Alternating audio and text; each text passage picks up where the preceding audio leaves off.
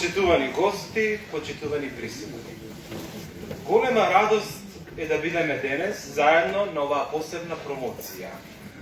Живееме во времиња кога молчењето е престап.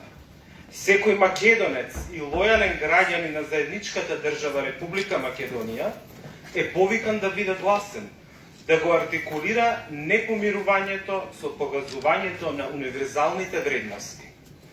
Верувам дека во тој контекст ја разбирате положбата во која денес се наоѓа историската наука и историчарите во Република Македонија. Исправени пред искушението да ги бранат постулатите на научната вистина, историчарите се соочуваат со лукави форми на маргинализирање од страна на политичките елити. Замислете, се решаваат историски спорови, а се изостава еснапот. Познавајќи го доктор Бранислав Светозаревиќ, човек и научник кому вистината, правдата и слободата му се највисоки вредности, не сум изненаден што во овие околности реши да застане на браникот на науката. Делото македонци и милениумски сведоштва за идентитетското име е токму тоа. Аргументација на негација, но и изблик на еден внатрешен порив на интелектуалец кој си ја разбрал задачата. Следејќи како домашната и меѓународната јавност ја прифаќа книгата, слободно може да се заклучи дека таа е глас од татковината. Одговор на потребата на секој македонец да го храни националното достоинство, кое е мета на соседните пропагандни програми и центри. Научникот доктор Бранислав Светозаревиќ со своето творење не се вклопува во посакуваниот амбиент на политичарите, кои немаат чувство дека не се овластени за се да судат. Но тоа е вредноста на оваа книга, што би рекле постарите, таа е самоник, создадена без државна поддршка. Ја имаме честа вечерва со нас да се исклучителни имиња од науката кои ќе ви се опратат. Најпрво би го најавил еден од рецензентите, доктор Стојко Стојков, председател на ОМО Илинден Пирин, кој ќе ни се обради во живо преку платформата Zoom. Потоа ќе ни се обрати професор доктор Митко Панов, специјалист за историјата на македонскиот народ во средниот век, професор доктор Наташа Котлар, специјалист за историјата на македонскиот народ во новиот век, и професор доктор Теон Джинго, кој е специјалист за историјата на македонскиот народ во најновиот век, вечерва е оправдано отсутен и во негово име ќе го прочитам неговото излагање.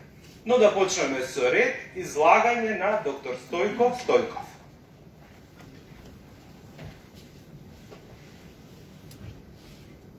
Повелете.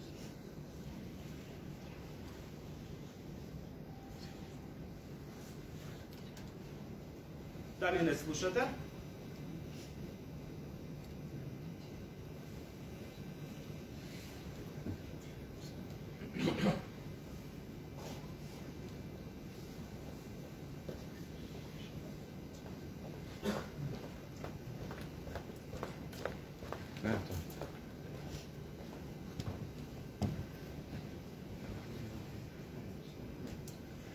Професоре, дали не слушате?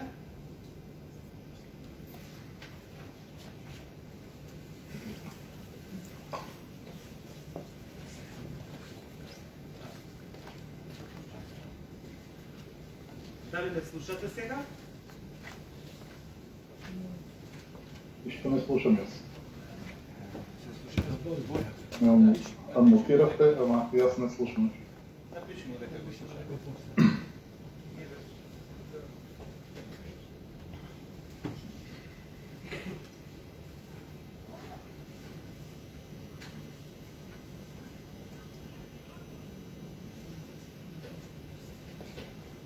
Добро, шом се слушаме, почнам, макар што јас не гледам.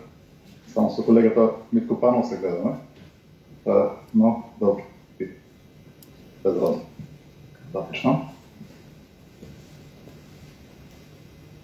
Почитуван колега Бранислав Светозаревиќ, почитувани колеги и присутни, За мен е и чест, и задоволство, и радост да бидам промотор на труд, кој доаѓа да пополни една длабока празнина, да задоволи една голема и актуелна жет во науката и општеството, да одговори на научен и идентитетски предизвик. Тоа и такво е делото на ценетиот колега Бранислав Светозаревич покорни. Македонци, милениумски сведоштва за идентитетското име. 886 страници труд, во кој се вклучени необјавени извори од 33 архивски единици и извори од 46 објавени збирки. Употребената литература вклучува над 220 книги и околу 350 статии. За читателот нема да е физички лесно да ја издржи во рака оваа книга, а авторот требало интелектуално да ја роби. Извршен е титански труд. И актуалноста на овој труд не доаѓа само тоа што се собрани на едно место сведоштвата за употребата на македонското име на македонскиот простор во текот на скоро 3 милениуми. Иако и тоа само по себе би било достојно за поздравување. Но овде е извршено истражување на смислата, разбирането и начинот на употреба на името македонци низ историјата. Една исклучително сложена тема во која авторот вложил многу труд, енергија и постигнал нешто што си заслужува. Зашто поимите се како етикети кои може да се ставаат на различни содржини, но исто така може да бидат исфрлани, заборавани. Милениумската истајност именно на оваа етикета и токму на нашиот простор, стремежот кон македонското име, интересот кон него и желбата пројавувана генерација после генерација да се направи тоа име свое на начин кој бил достапен во соодветното време, представува значајна историска појава, која заслужува длабоко проучување и која покажува дека не зборуваме за етикета, мода или привремена појава, а за нешто поврзано со луѓето и просторот, нешто што трае.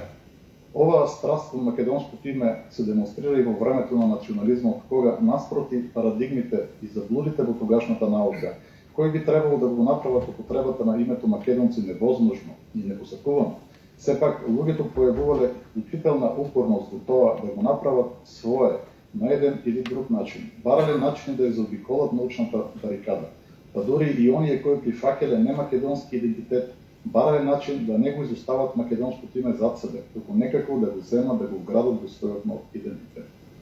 Темата избрана од авторот е погодот во центарот, во еден од фазите на историскиот развој на македонскиот простор. И покрај бројните успеси на македонската архивистика и историографија во изминатите децении и десетици зборници со документи што се објавени, ние до денес немавме еден труд во кој да се собрани прецизно и сеопфатно изворите за корените и развојот на македонскиот идентитет и нација, а јадрото на овој развој се разбира името Македонија. Овој наш пропуст е толку почуден кога се земе во предвид систематскиот идентитетски напад на кој се подложени Македонија и македонци од повеќе страни и кој веќе трае повеќе од половина век, при што негаторите на македонската нација имат вложено многу труд да ги најдат сите можни документи што ги подражуваат нивните претензии и ги дистрибуираат низ светот. Како негаторите да се повеќе заинтересирани да негираат нас, отколку ние да се одбраниме. Ова создава несомнено пропорција меѓу она што го има во архивите и она што го има на научната маса по македонското прашање. И уште повеќе со она што е достапно на јавност. Зашто ако зачуваните документи во светот се океан, а оние за Македонија се големо море. Не знаеме колку се, но знаеме дека зборуваме во десетици милиони. Само површината на ова море е осветлено, а длабочината е темна. Негаторите на македонскиот идентитет имат ископано се до дното за да извадат се што може да ја подржи нивната кауза и го имаат направено достапно за сите. За пример, Бугарија и во почетокот на 20 век и после 1960-те години има создадено специјални разузнавачки историски институции за таа цел, а и историографијата била организирана од белине на военни основи за докажување на немакедонскоста на Македонија. На научната маса затоа не стојат сите десетици милиони документи што постојат, но само неколку илјади извадени на површината. И тие неколку илјади не ја одразуваат реалната пропорција во изворите, како создават една тенденциозна слика. Зашто ние работиме многу по-скоро како држава и наука и во неголем број како истражувачи, притоа индивидуално, несистематски, без поголема поддршка од државата, за разлика од инвестициите вложувани во нашата негација. И како природна последица имаме извадено помалку во тоа што го има, а и тоа помалку го немаме направено доволно достапно. Тоа се потврдува како од фактот што постојано изгледуваат нови документи, но и од тоа што тие често како сами да се наоѓаат, објавувани од неспецијалисти и ентузијасти или од странски научници кои случајно попаднале на нив. Бројот и процентот на такви случајни документи е од една страна охрабрувачки, а од друга засрамувачки за нас. Треба се да се извади за да може да се спечели вистината, а вистината е нашето единствено оружје. За да не ни се врати како што се обидува ужасот и срамот на екзархизмот и купувањето души, на фабрикувањето документи денес за утре, на создавањето на архивски народи Малтин. Но имаме дури диспропорција меѓу она што било и она што е зачувано. Како може некој воопшто да изнесе такво дрско тврдење? Фасцинантно е ако помислиме. Македонскиот идентитет немал подршка од никоја голема сила или соседна држава во 1934 година, а ниту било дозволено и можно создавање на легални македонски национални институции во 1944 година, за разлика од конкурентните национализми. А институциите и особено државите се фабрики што произведуваат документи, но и тие кои што ги чуваат. Не само што никој немал личен интерес да се запише македонец во оно време, за разлика од да речеме бугарин, србин или грк, туку дури спротивно имал интерес да не го документира таквиот свој непокор. Оние што сепак го правеле тоа, зборувале, пишувале и сведочеле против својот интерес. Пројавиле храброст, па дури некој би рекол глупост, додека паметните во наводници молчеле. Но и некој да се запишел, никој, ниту индивидуално, а ниту некоја институција немале интерес да зачуваат еден таков документ. Големото мноштво документи што се создаваат секојдневно генерално се уништуваат, се чуваат само оние од кои има интерес. А очување на македонски документи пред создавањето на модерната македонска држава интерес немало. Затоа, како создавањето, така и запазувањето на секој еден таков македонски документ е некаде меѓу чудото и слепата случајност. Наспротив тоа, имаме толку многу документи за македонскиот идентитет и продолжуваат постојано да се откриваат нови. Тоа ја покажува исклучителната вкоренетост и виталност на еден идентитет кој извира од оздола, а не доаѓа од озгора, кој единствена подршка наоѓа во желбата и волята на македонскиот човек и расте наспроти неповолната надворешна клима и постојаното обесхрабрување, па дури и искоренување. Тоа го прави македонскиот идентитет кандидат за најприродниот од сите национални идентитети на Балканот, но веројатно и заради тоа станало мета на толку многу негирање. Колку многу документи распрснати по безбројни архиви и колку малку правиме да ги најдеме. Несомнено пред нас стои голема задача во таа насока. И затоа ни треба еленот и пожратуваноста, дори и непокорот на луѓе како Бранислав Козаревич покорни. Зашто за жал и во ова задача, без разлика што таа се докажала одавна како витален државен интерес, државата пројавува зачудувачки слаб интерес. Битува дури мисленето дека историчарите ги создаваат проблемите и ако молчиме, проблемите ги снема. Ова истата она наметната од надвор парадигма што ние овде во Пиринска Македонија живееме. Ние сме проблемот, затоа што постоиме. Да би не снемало, би го снемало и проблемот. А реалноста и вистината се проблемот заедно со оние што ги кажуваат, не лагата и негирањето. Македонскиот идентитет е црвено апче за балканските свеништа, вик во сонот. Сите имаме потреба од вистината. Имаме потреба да се истражат архивите и да се објават сите важни документи и по-конкретно документите поврзани со македонскиот идентитет. Имаме потреби од оваа книга, преди да се чита и користи. Имаме потреба од уште такви книги, за сите појави и проблеми, за македонскиот национален сепаратизам, за македонскиот политички национализам, за преднационалната свест, за нашкоста, регионализмот, националните пропаганди и така натаму и така натаму. Авторот заслужува голема пофалба за своето дело. Заслужува пофалба и сите што го помогнале објавувањето на неговата книга. Му посакувам да продолжи и да го напредува својот труд. Ни посакувам многумина да се вклучат во понаоѓањето и студирањето и издавањето на документите за македонскиот идентитет.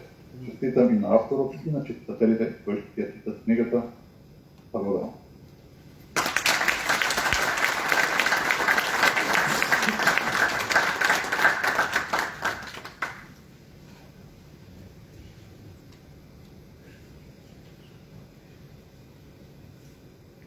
Се надам дека се слушаме. Најпрв да се заблагодарам за честа да бидам дел од оваа свечена промоција и да го изразам жалењето што не можам физички да бидам присутен со вас, меѓутоа виртуелно и духовно ќе бидам овие 10 минути. Najprej би сакал да кажам дека истражувањето на историската генеза на имињата Македонија и македонци представува исклучителен предизвик. Од едноставна причина што овие имиња се самите истории. Тие инкорпорираат во себе мноштво наталожени напасти на меморија, реална и конструирана, вистинска и манипулирана, разоткриена и сокриена, јавна и забрана. Македонското име, како што знаеме, е меморија на глорификација, на цивилизацијски достигнувања и вредности, на христијанизација, црковно организирање, описменување, опевување, но и меморија на војни, страдања, делби, негации, непризнавање, присвојувања и преименување. Македонијското име е историска, културна и духовна традиција. Тој е историски синоним за посебност и идентитетот на еден народ, за обстојбата на една нација. Именска придавка за нерешено прашање, кој го символизира балканскиот судар за присвојување на македонската историја, а со тоа и на територија. Нешто што и денес го гледаме.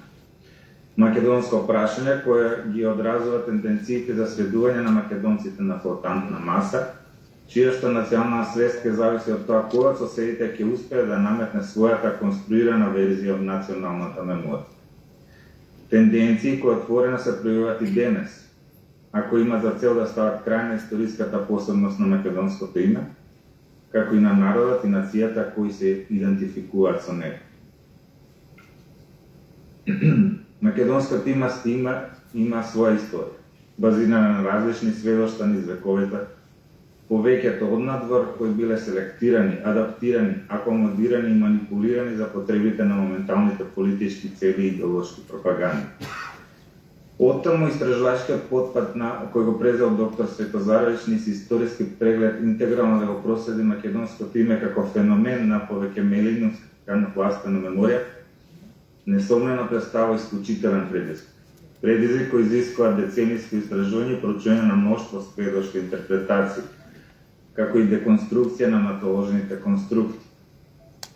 Резултатот е преточен во волуменозната монографија која што денес ја промовираме, која што го интегрира милионските сведоштва за идентитетското име Македонија и македонци. Колегата Светозарович ги рефлектира генерацијските поимена на македонското име. Тој асумира сета историска комплексност во својата едноставна, но суштинска констатација дека македонците се само македонци, укажувајќи со тоа на неможност од разграничување и поделба на идентитетскиот супстрат. Од причина што македонското име потекнува од антиката и станува ознака за идентитетското дефинирање на словените во Македонија, за македонскиот народ и за македонската нација. Станува збор за историски традиции вградени во името, како вековно пренесено наследство. И тоа независно дали некој тенденциозно го сокривал или исклучувале овие традиции од поминатото, или пак претендираат и денес да ги негираат сослувањето за македонското именско самооткажување, кое што треба да резултира до идентитетско себе исклучување. Денешните состојби кои се реминисценција на негаторските тенденции од 19 век, како што потенцира Светозарович, представува и клучниот мотив да се зафати со пишување на книгата. Дотолку повеќе што отсутства интегрална студија, која ќе го инкорпорира историски презентира името македонци од антиката се до 1944 година и формирањето на современата македонска државност, што му дава дополнителна тежина на монографскиот труд. Ваквата концепцијска и содржинска поставеност му оможможува на автор да презентира над 1000 изворни сведоштва, дел од кои необјавени, каде е регистриран терминот македонци на просторот на историска географска Македонија. Тоа во корелација со интерпретативната студија треба да даде одговор на феноменот на милениумската опсуда на името македонец-македонци, како територијален идентитетски маркер за етносот, народот, нацијата. Светозарович кажа на спецификата и комплексноста на историските процеси, кои со тек на времето го издвоиле македонското име како етнитетска и национална дефиниција и самопределба, со што македонците биде дистанцирани и се себе идентификували, со тоа разликували од другите балкански народи и нации. Авторот засегнал повеќе концептуална прашања за македонското име во средновековието, јас тука би се задржал, укажувајќи на етнонимските и политонимските значења, врамувајќи ги во современите теориски модели за етносот и нацијата. Оттаму произлегува и заклучокот за континуитетот на поимот и етнонимот директно поврзан со Македонија, наспроти променливоста и повеќе значноста на политонимот. На тој начин Светозарич правилно имплицира дека изворното отсуство во одредени периоди на поимот македонци како непосредна асоциација со историско-географска Македонија не подразбира и дисконтинуитет на неговата употреба. Јас ќе се надоврзам со констатацијата дека привидот на дисконтинуитет е главна последица на манипулирањето со терминологијата од страна на византиските автори, што попримува форма на негација на идентитетот на ентитетите кои не влегувале во концептуалната политичка и идеолошка сфера на ромеите. Аплицирањето на имињата македонци во римскиот империјален контекст ги открива координатите на ромејството во Македонија како присвоена концептуална граница на римската моќ. Византиските извори од 7 до 10 век, без разлика дали го пренесувале локалното гледиште главно од Солун како метропола и прв град на македонците, или пак е репрезентирала империјалната перспектива од Константинопол, ја делела истата концепција за Македонија како римска територија. Ваквата концепција го одржала чувството на припадност кон Римската империја, Византија, со што словените во Македонија биле интегрирани или диференцирани од римјаните. Императорот Константин VII во средината на 10 век манипулирал со именувањето на административните граници со цел да се поврзе себе си со историска Македонија во функција на оправдување на измислената генеалогија на македонското именување на императорската династија. Тоа покажува дека поврзувањето со вистинска Македонија, а не со истоимената тема, било важно за легитимирање на династијата и поврзувањето со името македонци. Интересно е што византиските автори од втората половина на 10 век не го користеле терминот словени, туку пишувале земјата на македонците, која била загрозена од новите непријатели предводени од Самуил, комитополот. Притеа тие недвосмислено констатира дека Самуил правил претензии на македонската земја, што природно произлегуваат од неговото црковно и државно јадро концентрирано во Македонија, аналогно и на традициите поврзани со територија. Чинот на ослепувањето на Самуиловите војници од Василий II секако било преувеличување, ако не измислица.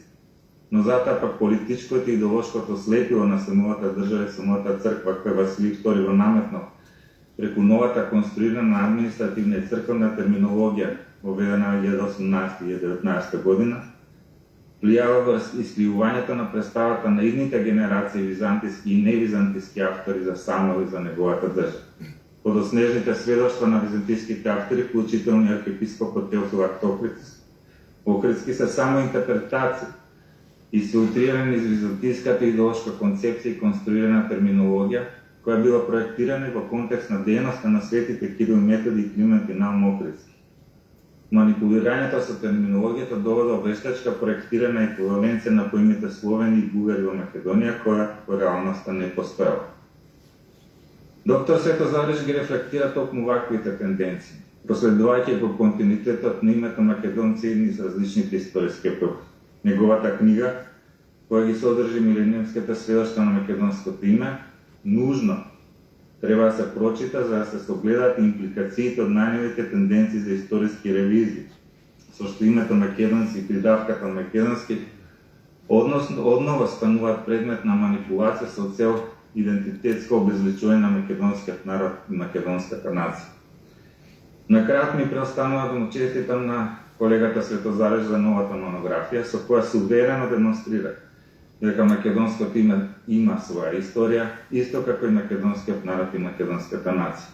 Дали македонското име, а со тој македонците како народ и нација, ќе имаат своја постисторија, на што неодамна укажи академик Коцарев, зависи од нас самите, посебно од македонските историчари, кои се поставени на тестот на своето време. Нешто што колегата Светозарич го акцентира со својата книга. И благодарам и поздрав до сите присутни.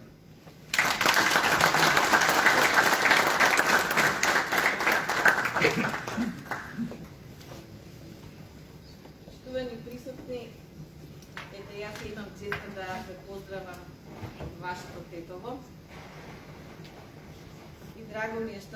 доаѓам во голем број. Мислам дека сега техникава е добра. Јас ја земав книгата за да ви ја покажам, да видите дека е по својот обем поприлично голема. Во незе ќе видите и многу текст, и многу слики, и многу карти. Меѓутоа, без соодветното толкување, тоа нема ништо да ви значи, а толкувањето го прави историчарот, а тоа е во моментот мојот колега, авторот Свето Заревич. Бидејќи јас, така и ме представи мојот колега Маријан, човек кој што го проучува новиот век, се обидов само на кратко да извадам кои се насловите на оваа книга, кои што се однесуваат на новиот век, односно за да разбереме со што све се занимавал Бранислав Светозаревич. Така што во она што представува нов век ќе прочитате идентификацијата на македонците во Европа и појавата на територијалното самосознание. Во историјата ние се определуваме на различни начини во различно време. Затоа почнува прво со територијата. Оној кој што има свое отечество. Некогаш тоа било моето отечество Тетово. Некогаш била соседната област. Меѓутоа, во соодветно време и соодветен израз. Затоа и во книгата на Светозаревич ќе видиме луѓе во определени векови дека се определуваат дека се македонец или македонски. Трајко македонски, Ангел од Македонија. Така што сега веќе воведувам во она што представува идентификација, но во историското време. Бидејќи ние сме сосема различни, бидејќи нашите вредности од тие луѓе се различни и се идентификуваме на подруг начин. Но во 18-тиот век, ете, Бранислав ни запишал дека има македонци, најпрвим тие треба да ги знаеме што имаат територијално самосознание. Понатаму имаме македонци во периодот на 18-тиот век и именската идентификација на македонските иселеници во Европа. Многу убава тема и јас му честитам што ја спомнува оваа тема, бидејќи во определени периоди македонците, ете посебно да го земеме Карпошовото востание, во голем број се иселуваат и од безбедностни причини, и од економски, и од екзистенционални и друг вид на причини кои што ги тераат да одат во соседната империја, тоа е Австриското царство. И како доаѓаат тие луѓе од просторот на Македонија, така и се определуваат во новата империја, а тоа го има во книгата на Бранислав Светозаревич и тоа е така доста интересна тема и веќе не воведува во она што следи, односно различните толкувања на народносното име во самиот регион, односно во Балканот, и Бранислав тоа го насловил како балканска мешавина. Тоа е првата половина на 19-тиот век. Немојте да мислите дека само ваквото размислување или идентификација е ексклузивно право на она што ги толкуваме како луѓе македонци. Тоа се случува и со нашите соседи, и со грците, и со бугарите, и со србите, па и со албанците, црногорците. Дури кај Бранислав ќе прочитате за изјаснувањето на луѓето кои што биле под юрисдикција на Охридската архиепископија. Во 16-тиот век тоа се луѓето од Црна Гора кои што делумно потпаѓале во религиозната власт на Охридската архиепископија. Тие се определуваат како македонци. Но нашето е, како занаичи од својата струка, да го дадеме толкувањето зошто било такво определување на тие луѓе во определен момент, а тоа е црквата. Тоа е една од најголемите нешта кои што го условува живењето во еден определен период, особено во феудализмот и во новиот век, бидејќи Македонија до крајот да своето постоење во османлиската држава се наоѓа во феудална држава. Феудалната држава признава религија и класи оние кои што владеат и класи кои што работат за тие што владеат и поседување на земја. Феудализмот е посед на земја. Не сакам сега во никој случај да посакам да асоцирам нешто на современо во наше живење, меѓутоа во феудализмот е земјата, а во капитализмот се другите средства на определување. А тоа е патот на парите.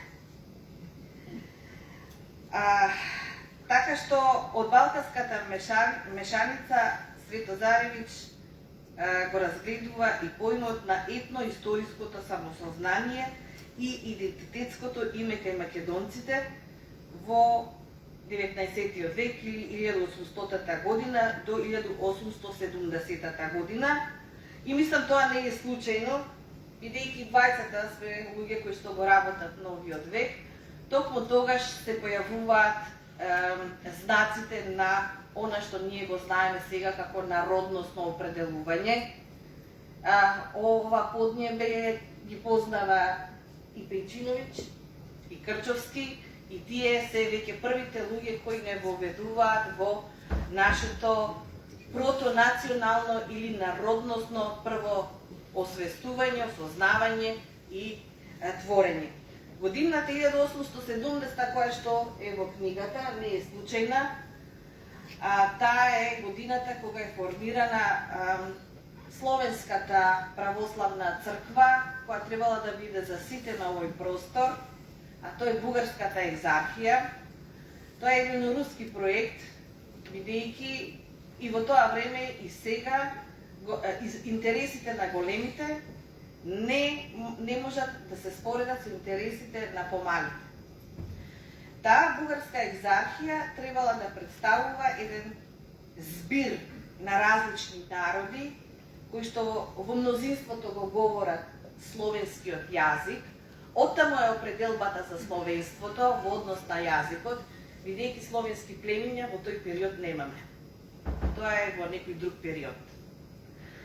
А таа година е значајна затоа што само што ќе се формира таа бугарска екзархија, само 4 месеци после таа формирана екзархија, доаѓаат написите од македонскиот простор, каде што се бараат соодветни права и за македонците, бидејќи учествуваат во тој заеднички фронт на создавање на нови вредности во османлиската држава по патот на таа црква, односно бугарска екзархија. И од тука се појавува и во писмена форма, што значи македонско прашање. Значи 4 месеци по формирањето на таа екзархија, таа е формирана во февруари 1870 година, со голем притисок на руските дипломати врз османлиските, и тој документ е издаден за формирање на таа црква во февруар, а веќе во јуни имаме написи за македонско прашање, кое што накратко само ќе кажам, се однесува за јазикот, народноста и територијата во однос на името македонци, територијата Македонија и атрибутот македонски. Понатаму доаѓа следната глава, односно 7-миот дел, тоа е Македонија на македонците, фактички од 1870 година до 1912 година.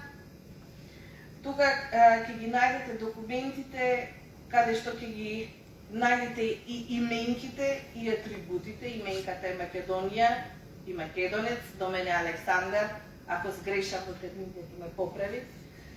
А атрибутите се македонски, македонска, македонско.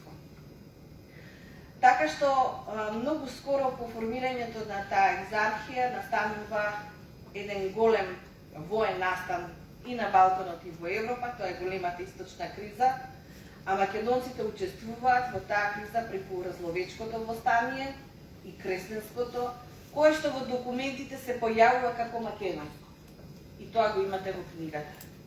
Кресненското е една содржина која што ни ја подариле нашите источни соседи.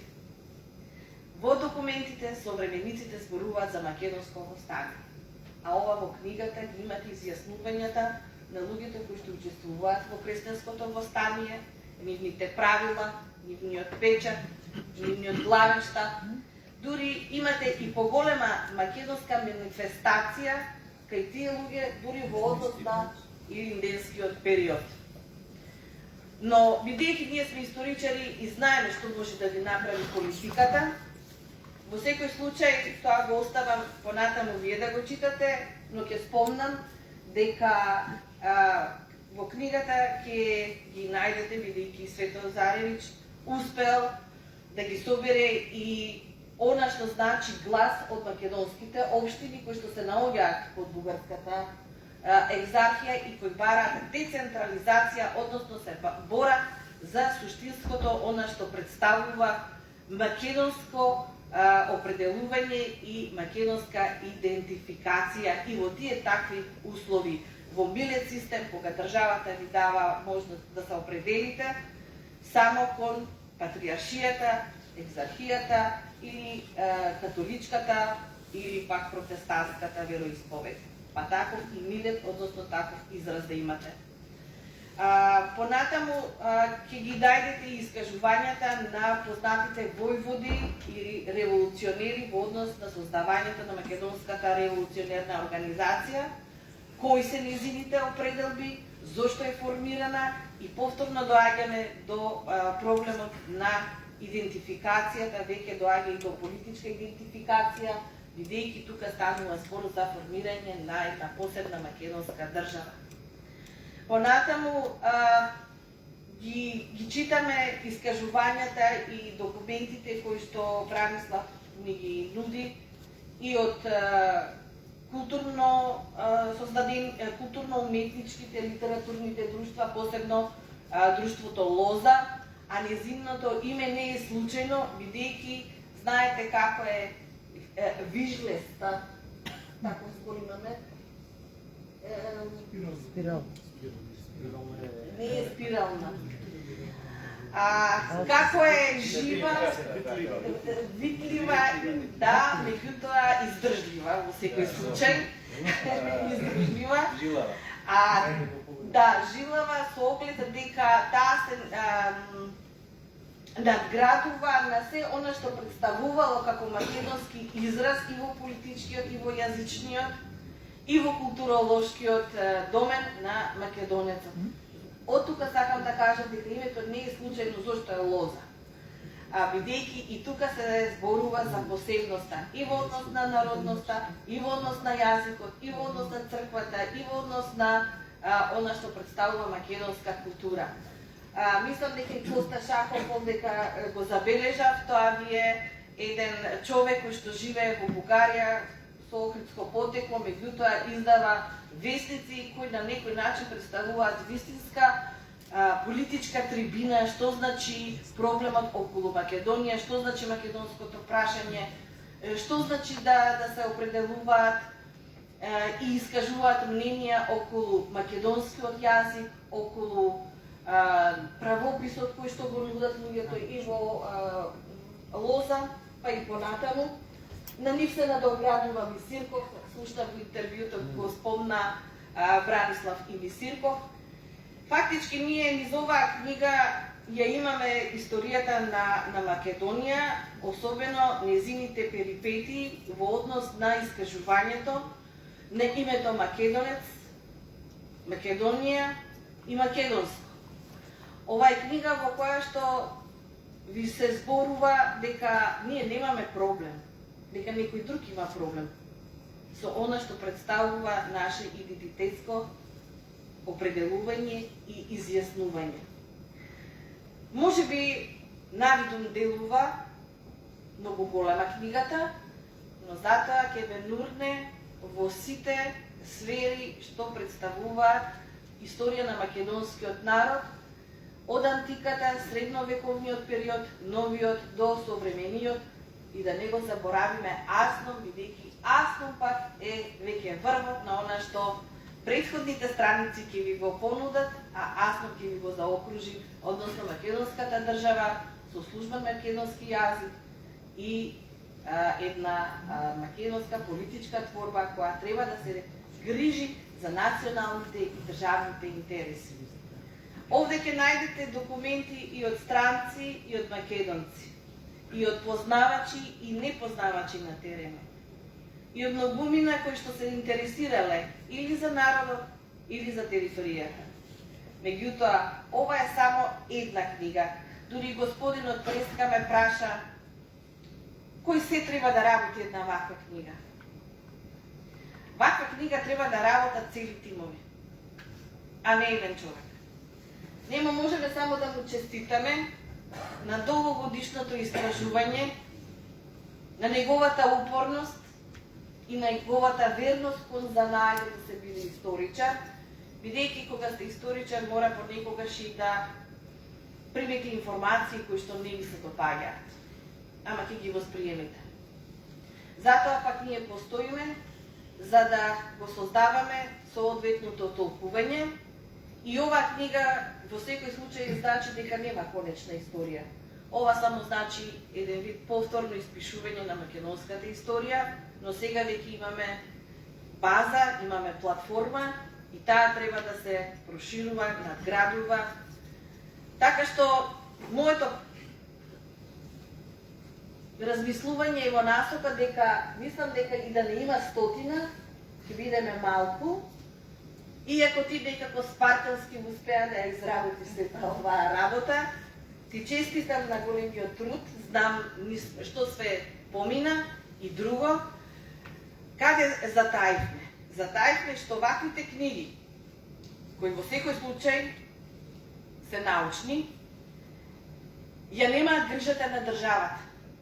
Оваа книга е изработена и напишана од авторот, но оваа книга е финансирана и понатаму ќе се бори за финансите од самиот автор. Во организираните држави, државите водат грижа за науката, културата и сите домени кои што треба да представуваат еден поширок културен, научен и општествен живот. Ова само ви го спомнав да знаете со какви све перипетии побинува човекот на нашето живење. Но бидејќи е упорен, бидејќи е учен, бидејќи е образован, јас му честитам и можам само да кажам дека треба да го следиме неговиот пример. Колку не има, толку. Честито за него.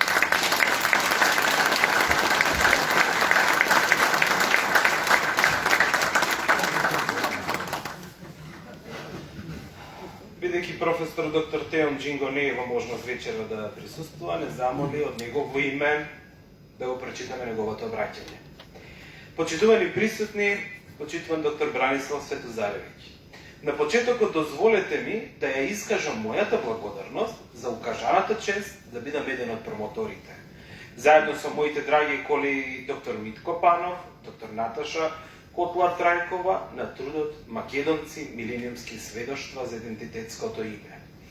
Кога зборувавме со Бранислав за концептот на оваа промоција, се договоривме дека мојата улога во овој свечен и убав чин е да се насочам кон проблематиката која ја работам, односно сегментот на ова волуменозно дело која го опфаќа периодот од Првата светска војна па се до прогласувањето на Асномска Македонија. Иако се работи за периодот само 2,5 декади, всушност тој е последната етапа на повековното мечтање на македонскиот народ за создавање на сопствена држава, па макар и во рамките на Југословенската федерација, едно наше, автентично, македонско тло, во која секој поединец може да зборува на својот мајчин јазик, да преучува македонската историја, да биде горд на своето потекло и да биде она што со столетија му го забранувале – македонец. Делот кој се однесува на периодот меѓу двете светски војни и Втората светска војна представува еден амалгам на истакнувањето на посебноста на Македонија и македонскиот народ од страна на македонските друштва и организации од различна провениенција, македонски интелектуалци, револуционери, дипломатски представници, политичари, журналисти и академици од европските и прекуокеански држави. Или поконкретно, во овој труд може да се најдат и цитати, и детална и суштинска ливна анализа од друштва, организации, поединци или пак делови од новинарски надписи од Македонија, Соединетите Американски држави, Австралија, Канада, Германија, Италија, Шпанија, Франција, Велика Британија, Советскиот сојуз, Грција, Бугарија и Кралството Југославија. Читателот на овој труд има уникатна можност да погледне кон Македонија две перспективи. Првата е она на македонските легални и нелегални организации, нивните методи и начин за действување, како тие се бореле против негаторската политика, првенствено на соседните држави, додека во позадина действувале големите европски држави, преку нивната политика за ревизионистичко преуредување на Балканот или антиревизионистичките тенденции за зачувување на статус квото на континентот и од тука чување на македонското прашање под плаштот на слободата. Дотолку повеќе, тука можеме да видиме како еден напатен и мал народ, мал според бројноста, но голем според традицијата, фолклорот и револуционерното наследство, низ различните етапи и во различните системи, ја продолжил својата борба за самостојност преку создавање на различни стратегии за обезбедување на меѓународната поддршка. Втората перспектива пак она е на надворешните фактори, на политичките елити, на дипломатите, на креаторите на големата политика, кои опуштени во своите удобни кабинети ги исцртувале картите, убедени дека ништењето на македонското прашање е најдобро решение за овој регион. И секој пат кога лично тие или пак нивните представници се очувале со реалната слика на теренот во македонскиот мозаик, согледувале во каква заблуда живееле.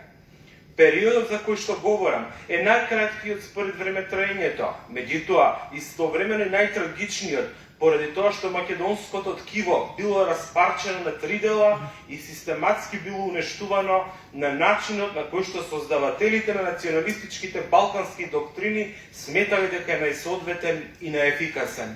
Во овој труд можеме да го согледаме создавањето на современата македонска држава и етногенезата на македонскиот народ, кој представувале долг и макротрпен процес, кој минувал низ многу премрежија, се соочувал со многу предизвици и пркосел на негирање и репресалии кои биле речиси секојдневие.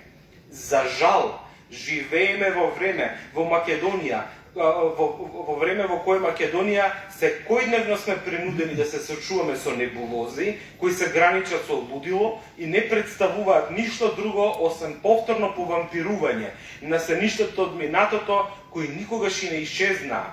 Едноставно тивко тлеа, чекајќи го моментот да играат својата роља.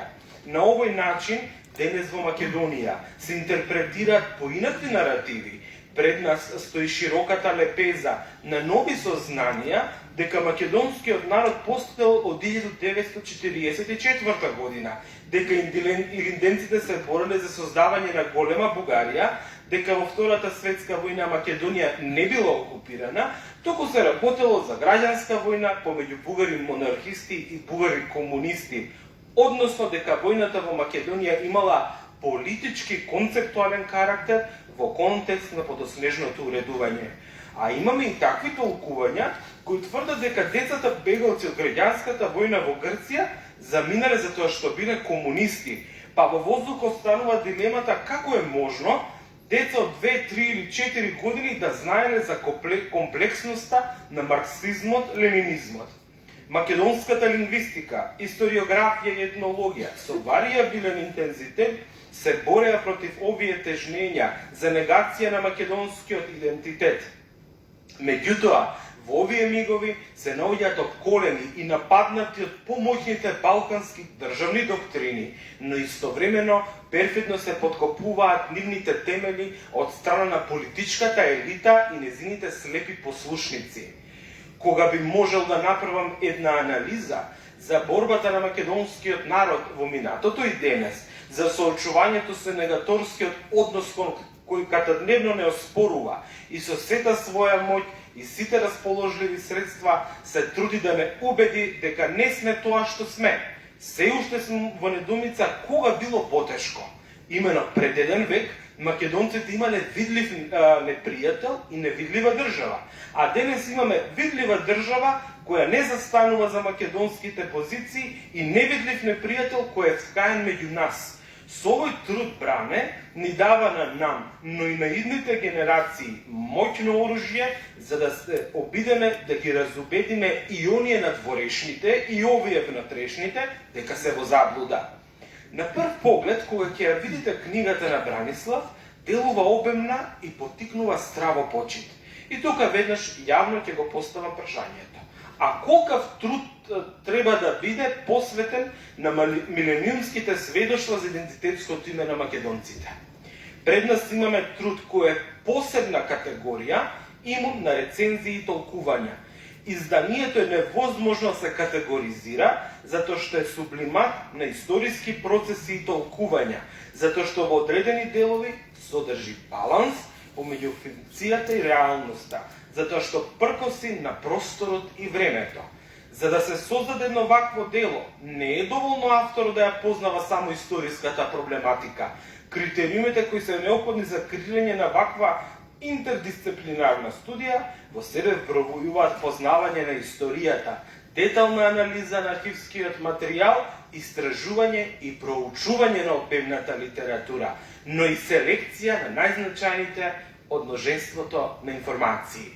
Таа селекција всушност го представува тасот на вагата која одредува разликата дали едно дело ќе се стопи во бројните трудови или пак ќе отскокне според својата посебност и ќе го направи тоа дело достапно за читателот, без разлика на неговата професионална наобразба. На полиците предвидени за македонската историографија секогаш ќе има слободен простор за вакви монументални дела, кои ќе ја пренесуваат историјата за идните поколенија, за да не заборавиме и за да не исчезнеме. И ваквото дело е само адот плюс, дополнително оружје кое треба да го користиме во борбата за нашата самосвест и непокор. Бидејќи отпорот има различни облици, тој може и треба да биде модифициран во зависност од приликите.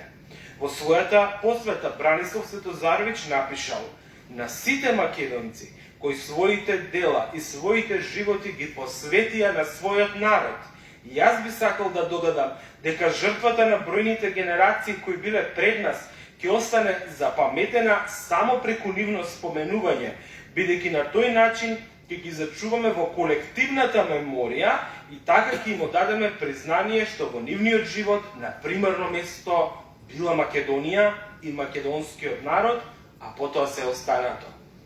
Бране, драг пријателе, ти честитам за истрајноста и одлучноста, заради тоа што одлучи да им пркосиш на молкот и на незаборавот. Ти честитам и поради фактот што успеа да го пребродиш најголемиот предизвик на секој сериозен историчар, да ја минимизираш пристрасноста, што не дозволи емоциите да надвладеат во издржувачкиот процес, колку и да изгледа неверојатно тоа. Би сакал да ти посочам дека разликата меѓу големиот и малиот човек е во тоа што малиот човек може да стане голем човек помогнет од многумина, додека големиот човек станува голем сам, движејќи се по патот на препреките, поминувајќи низ премрежија, постојано поттикнуван од неподготвеноста за компромиси. И за самиот крај, наместо за заклучок, ќе прочитам еден цитат кој е упатен до сите оние до кои е да е наменет овој труд, до македонците, за да истраат во духот и во непоколебливоста дека тоа што сме, и до сите оние надворешни и внатрешни кои ништат се што има македонски предзнак. Патен цитаторот е од Албер Ками, од неговото дело Писма до еден германски пријател. Ние мораме да надвладееме многу нешта, може би пред се постојаното искушение да бидеме слични на вас, бидејќи секогаш нешто во нас се препушта на инстинктот, поради ефикасноста, презирајќи го разумот. На крај, нашите големи доблести почнуваат да не заморуваат, разумот не засрамува и понекогаш се записуваме дека среќено примитивно варварство каде вистината лесно би преовладувала. но за тоа постои ефикасен лек. Вие сте тука да ни покажете каде ваквото мечтање би не одвело. Кога би верувало постоењето на извесен фатализам во историјата, би помислил дека сме тука со вас, како робови на разумот, за да не вратите на вистинскиот пат. Така духовно се преродуваме и се чувствуваме попријатно. Вам, почитувани присутни, ви благодарам за вниманието, а на авторот Бране Светозаревич му го честитам трудот и му посакувам да продолжи креативен, полн со инспирација и што побрзо да не собере во многу поголем број за вториот том на Македонци, милениумски сведоч на идентитетското име. 11 март 2022, професор доктор Теон Джинго. Го поканувам сега авторот да ни се обрати.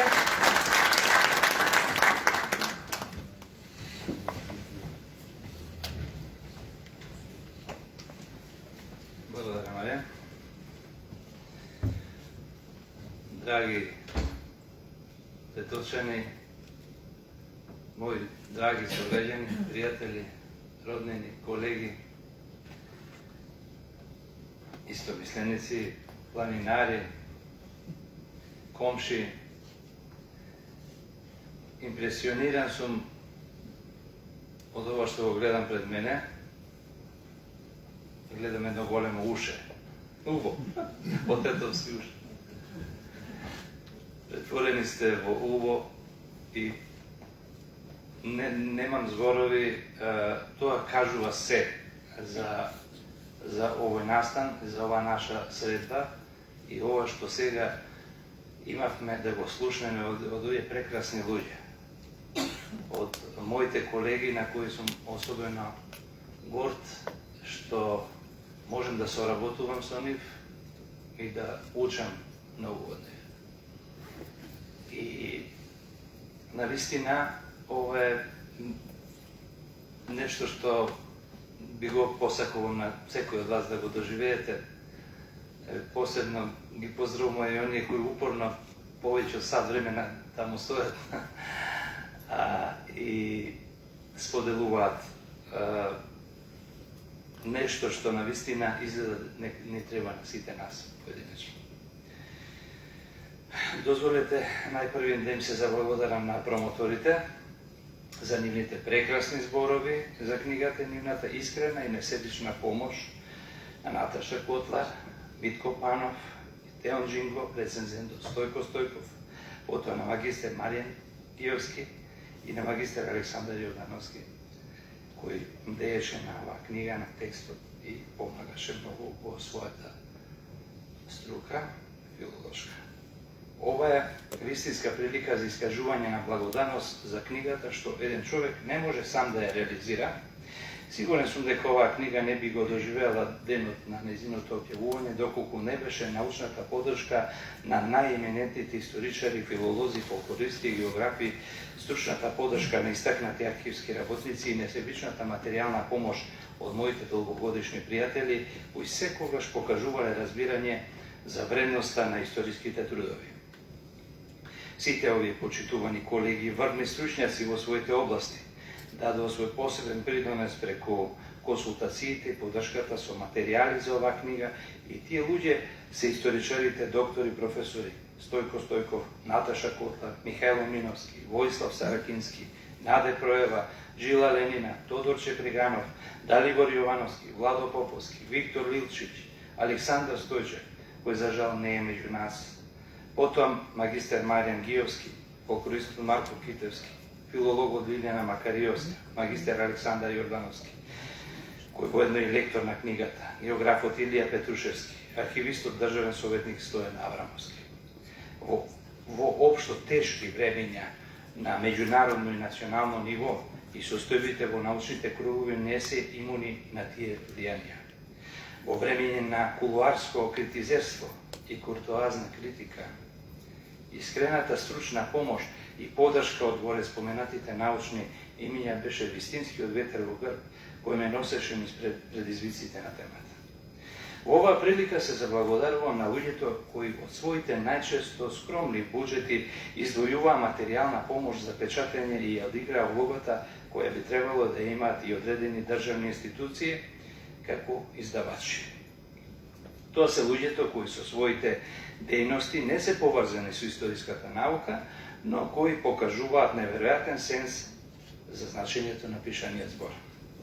Благодарност до моите сограѓани тетовчани Будимир Апостолски, Мики Крстовски, Боби Крстовски, Мирче Деспотовски, Ацо Крстевски, Перица Галевски, Перица Ивановски, Љупче Велков, Мише Наумовски, Мирчо Крстовски, Димчо Кузмановски, Жарко Тртковски, Санко Јовановски, Јован Божиновски, потоа Стојан Трајков од Скопје, родителите Божица и Божидар Светозаревиќ и најголемата подршка сопругата Андријана Несторовска Светозаревиќ. Институциите за жал не се дел од овој проект. Сепак не сум неблагодарен. Длабоко се заблагодарувам на Македонскиот државен архив, во кој се профилирав како архивист и историчар и во кој се напојувам со милионите сведоштва собрани од целиот свет. Благодарен сум и на овој значен момент кој го споделувам со вас, мои драги и почитувани присутни.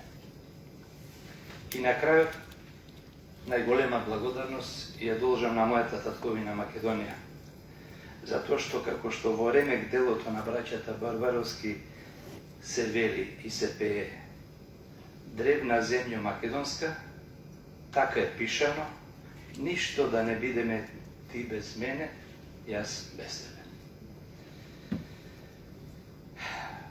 Како што гледате и самите, оваа книга е подарок на тетовчаните за Македонија.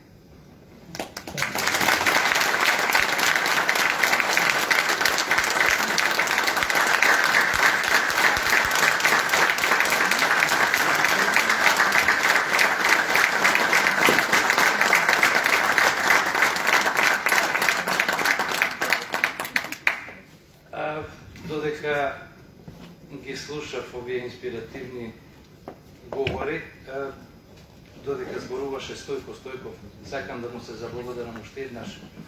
Беше многу трпелив со мене, имавме многу Zoom конференции на кои како учениче стоев седев пред него, пред екранот, слушав, се консултирав со часови, затоа што тој е еден од нашите најголеми медијалисти.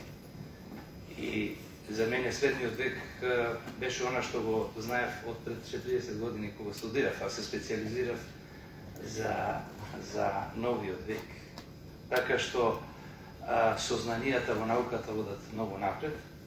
Па ми дојде на мисла колку вака кога сме разделени, има и некои чудни флуиди, некои чудни работи кои не може да ги допре никој, а тоа е преку овие Zoom конференции, каде што Пирин планина и Шарпланина беа вечерва едно. Бевме заедно.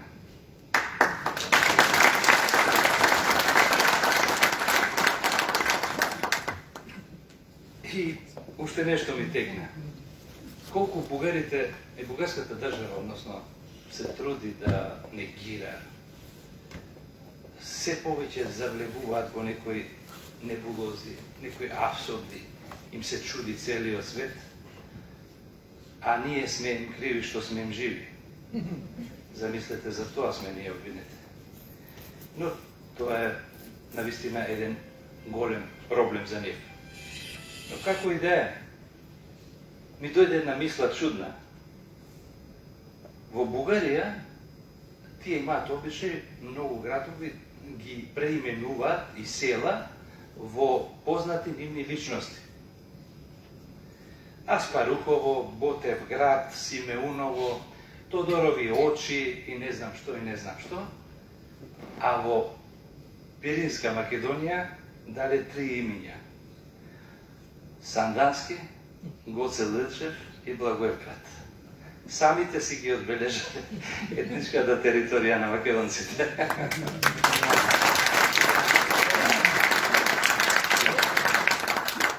И како што ми посака, јас и така правам, продолжив и понатаму да истражувам, и деновиве читав, имав ретка можност, такво задоволство, да ги читам стенограмите од 1939 година, каде што во една отворена дебата во Загреб меѓу академикот на Српската академија Никола Вулич се дебатира за Македонија и македонците, а на другата страна се Кочо Рацин, Љупчо Арцов и Панко Брашнаров. И знаете што? Одговорите на овие луѓе, кои не се академици, не се историчари, не се ни факултетски образовани, затоа што животот не им дозволува тоа да бидат. Тоа што го кажале таму, ништо не се разликува ниту во јота од она што македонската наука сега го докажува со документи. Тоа е нешто фасцинантно, наежен сум целиот кога зборувам, дојдов до 11-та страница од стенограмите, но ќе продолжам и понатаму, но навистина тоа е нешто фасцинантно. Мудроста на обичниот македонски човек е многу поголема. Тоа ни покажува колку ние не знаеме за тоа колку нашите предци знаеле. Тоа е еден голем проблем. Да не ги подценуваме нашите предци. Да не го подценуваме некој дедо што пред својата куќарка стои, можеби одмара, ги брои своите години и некогаш ќе се запрепастиме кога ќе каже некоја реченица која ќе не остави без здив и без збор. Треба секогаш да се замислиме што тој човек носи и што пренесува. Не само од личното искуство, туку од искуството на народот. А тоа е последна тема која е обработена, која во насловот стои како колективна меморија. Колективната меморија е бедемот на македонскиот народ. И тука удираат сите непријатели. Тоа не можат во неговиот код да му го отпрват. И тука имаат проблеми. Тие затоа се обидуваат сега токму тоа, да удрат на колективната меморија. Многу не подценуваат. Но знаете што? Во книгата ќе имате прилика да видите светски сили, монархи, тоа не е тајна, руската монархија, царство, од 1897 година решила да се забрани името македонци и Македонија.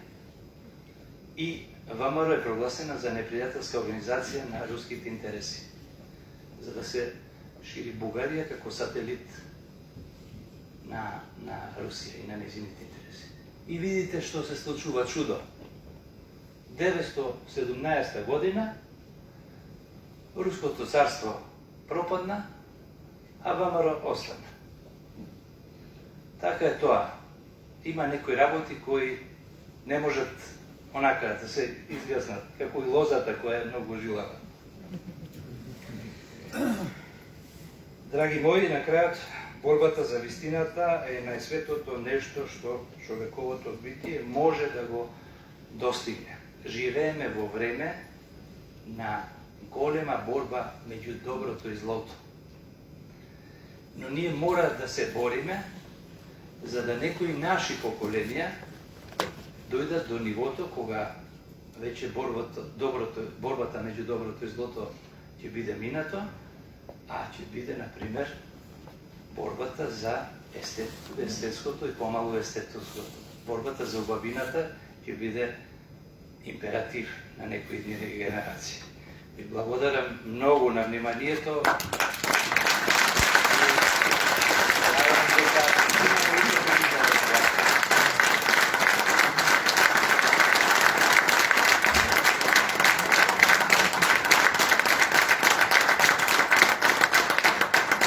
За крај би сакал да ви послушам дека книгата можете да ја купите и други две изданија по специјални попусти бидејќи сте тотовчани со подписот од авторот. Ви благодарам за присуството.